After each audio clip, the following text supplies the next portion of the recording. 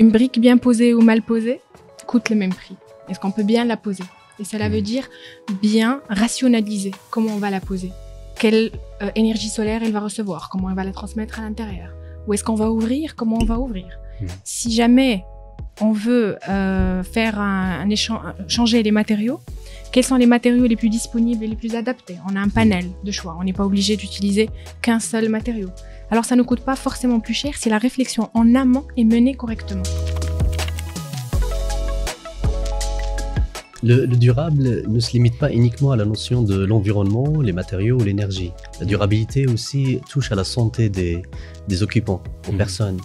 Un bâtiment qui n'est pas durable, qui n'est pas sain, va générer des maladies, des allergies et qui vont également coûter de l'argent.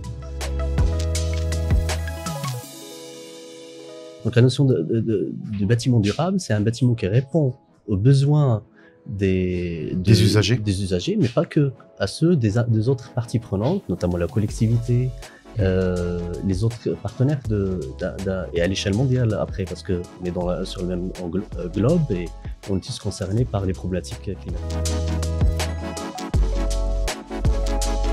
Alors encore une fois, moi je voudrais juste corriger, il n'y a pas de surcoût réellement. Il n'y a pas de surcoût. Moi l'objectif lorsqu'on dessine des bâtiments durables, c'est d'arriver à maximiser le résultat de cette durabilité. D'ailleurs, cette durabilité, moi je trouve ces mots un peu bateaux, excusez-moi. Oui, c'est galvaudé d'ailleurs, c'est galvaudé. Je suis obligée de le dire. Moi je dis que il y a une architecture raisonnée, il y a une architecture qui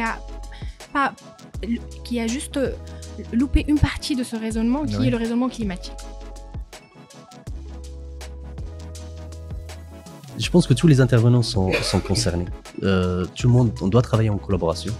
Chacun a son rôle dans la chaîne de valeur de la construction à la conception. Les architectes doivent être prescripteurs. C'est les premiers c'est le chef d'orchestre, c'est lui qui fait le premier trait.